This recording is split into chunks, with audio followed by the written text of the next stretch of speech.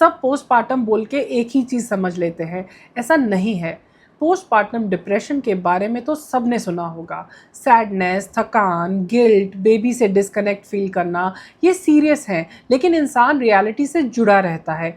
Postpartum साइकोसिस बिल्कुल अलग है। यहाँ आपको रियलिटी की समझ ही नहीं रहती। ये रेयर है, रफली हर 1000 डिलीवरीज में 1 या 2 मदर्स को होता है। लेकिन जब होता है, फास्ट होता है, यूजुअली डिलीवरी के पहले 2 हफ्तों में, और ये एक कंप्लीट साइकेट्रिक इमरजेंसी है।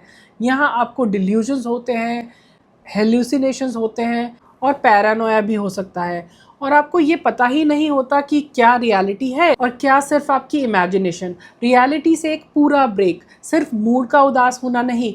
लिंजी क्लेंजी के केस में उसके लॉयर ने कहा कि किलिंग से पहले उन्हें 10 से ज़्यादा अलग अलग साइकेट्रिक मेडिकेशंस, करीब 30 प्रिस्क्रिप्शंस अलग अलग डॉक्टर्स की तरफ से सिर्फ कुछ ही महीनों के अंदर दी गई।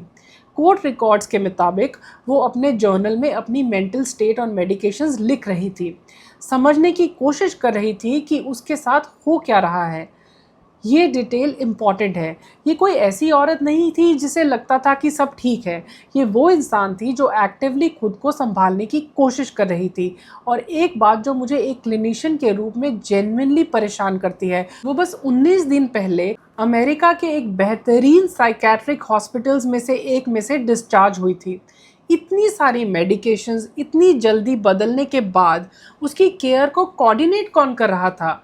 वो खुद एक लेबर एंड डिलीवरी नर्स थी, हेल्थ केयर सिस्टम को अंदर से समझती थी, और फिर भी ज़्यादातर रिपोर्ट्स के मुताबिक उसे कोऑर्डिनेटेड केयर नहीं मिल पाई। अगर इतनी समझ और एक्सेस रखने वाली इंसान के साथ ऐसा हो सकता है, तो बाकी सबके लिए सिस्टम कैसा होगा? एक और सवाल है मिस डायग्नोसिस का। जो महीनों तक डिप्रेशन जैसा दिखा, हो सकता है वो एक्चुअली अनडायग्नोज्ड बाइपोलर डिसऑर्डर हो।